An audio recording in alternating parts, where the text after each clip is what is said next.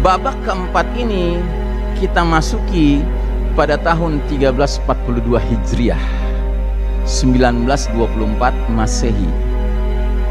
Apa yang terjadi pada tahun itu? Runtuhlah Kesultanan Utsmani Turki yang merupakan tatanan kehidupan bermasyarakat bernegara umat Islam yang terakhir. Dan sesudah itu kita sudah tidak dinaungi lagi oleh sebuah tatanan yang benar-benar mengembalikan urusan hanya kepada kitabullah wa sunnah an-nabawiyah. Ya, masuklah kita ke babak keempat. Allah cabut hak kepemimpinan dunia dari tangan kita umat Islam. Allah serahkan kepada Barat, Eropa, Amerika yang tidak lain adalah al-Yahud wan Nasara, the Judeo-Christian Society. Masyarakat Yahudi, Nasrani, mereka mimpin kita sekarang. Itu realita, Pak. Jangan berpura-pura mengatakan, oh enggak gitu Ustadz. Ya, maaf kalau Anda masih mengatakan begitu, Anda ngimpi. Ya, kita dalam kepemimpinan Yahudi Nasrani hari ini. Ya. Masyarakat Yahudi Nasrani ini ternyata diterangkan oleh Allah Ta'ala memiliki karakteristik sebagai masyarakat bangsa Rum. Ya. Rum itu Romawi, Pak. Dan dalam surat Ar-Rum ayat ke-7 Allah terangkan karakteristik dasar dari masyarakat Rum ini. Kata Allah Ta'ala di ayat ke-7, ya'lamuna zahiran minal hayatid dunya wa hum 'anil akhirati hum ghafilun. Bangsa Rum itu hanya mengetahui, memahami, mengerti perkara-perkara yang zahir, yang material dari urusan dunia saja. Sedangkan tentang akhirat mereka lalai. They don't understand anything about the hereafter. Mereka nggak paham apapun tentang akhirat, Pak. Nggak paham mereka sama sekali. Kenapa? They don't understand. Mereka nggak ngerti, nggak meyakini, nggak mengimani. Nah itu yang mimpin kita hari ini, Pak. Yang mimpin kita hari ini luar biasa mengertinya tentang urusan dunia. Tetapi soal akhirat, they don't know nothing. Nggak ngerti mereka. Ya, kita yang ngerti, Pak. Tinggal masalahnya setelah ngerti, mau nggak kita mengimani? Mau nggak kita la raiba fihi, nggak punya keraguan terhadapnya? Makanya syarat pertama orang bertakwa surat Al-Baqarah ayat awal itu alladzina yu'minuna bil ghaibi, Pak. Urusan akhir itu urusan gaib, Pak.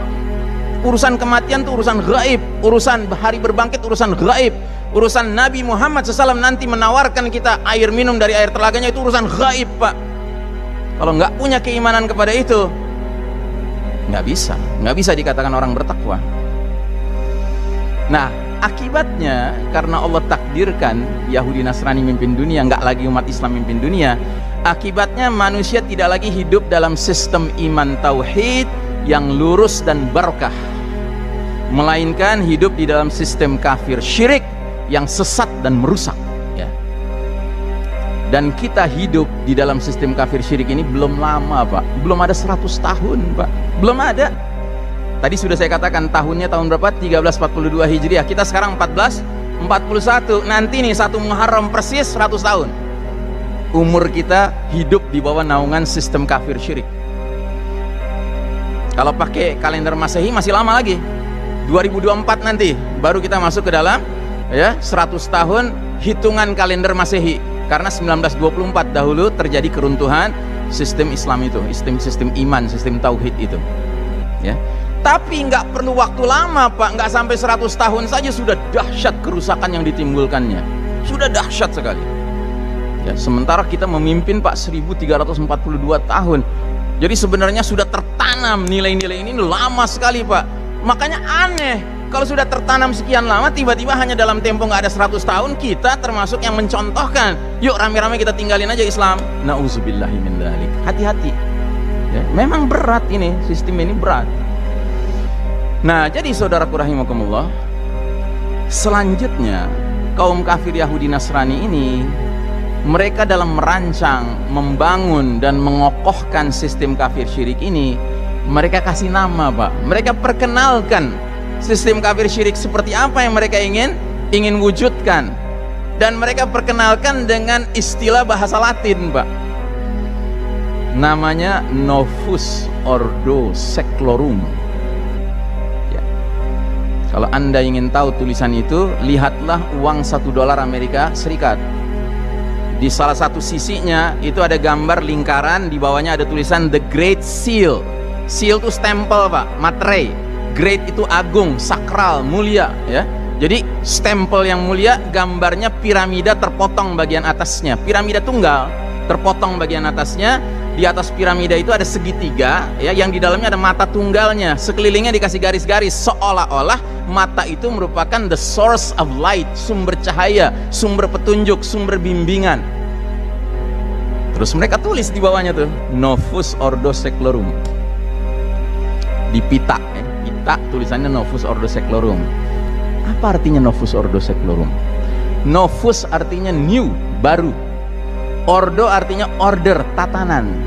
Seclorum artinya sekuler, artinya world, dunia. Jadi Novus Ordo Seclorum maknanya apa?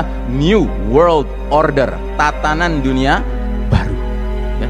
Jadi mereka ingin merancang sebuah tatanan dunia baru di mana semua populasi dunia ini dimasukkan ke dalam keranjang piramida tunggal itu, yang ujung-ujungnya pimpinannya bersimbol mata sebelah. Yang bagi kita umat Islam simbol mata sebelah siapa? Innahu a'waral aini wa inna rabbakum laisa bi'a'war. Kata Nabi Muhammad SAW, sesungguhnya Dajjal itu bermata sebelah, sedangkan Rabb kalian Allah Ta'ala tidak bermata sebelah. Terus mereka tulis di atasnya, ada pita lagi pada bagian atasnya, Anuit Queptis, lagi-lagi bahasa Latin.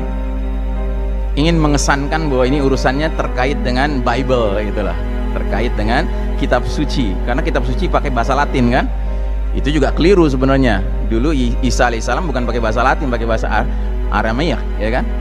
Nah, jadi apa artinya Anuit Queptis? Anuit Queptis artinya He has favored our undertakings. Dia, si mata sebelah itu, telah merestui, meridhai, telah senang dengan our undertakings, upaya-upaya kami. Upaya apa Pak? Upaya mewujudkan sebuah tatanan dunia, sistem dunia yang seluruh aspek hidupnya online dengan nilai-nilai kekufuran Dajjal. Itu yang mereka ingin arahkan kita, sadar tidak sadar menerimanya. Jadi dengan kata lain, sistem dunia modern sekarang ini kayak menggelar karpet merah penyambutan Al-Masih, the Messiah, sang juru selamat. Siapa dia? Ad-Dajjal. Dan kita umat Islam didorong untuk turut serta menyambut kedatangan si Dajjal ini, yang padahal bagi kita Dajjal ini a'zamul fitnah, fitnah yang paling dahsyat sepanjang zaman, kata Nabi SAW. Masa kita sambut, masa kita berikan karpet merah sama dia? Tidak. Kita siapkan senjata-senjata kita untuk menghadapi dia. Itu pun kita nggak menantang dia, karena Nabi pernah mengatakan, man sami'a bid Dajjal falyan'a anhu. Barang siapa dengar Dajjal sudah mendekat ke kampung halamannya, menjauh dari dia, hindari dia. Jangan sok-sokan berani menghadapi Dajjal. Kenapa? Karena kata Nabi, ada seorang laki-laki yang asalnya beriman, begitu dia penasaran pengen ketemu Dajjal, di depan Dajjal langsung jadi pengikut Dajjal, jadi hambanya Dajjal. Karena apa? Karena hebatnya tipu daya dan sihirnya Dajjal.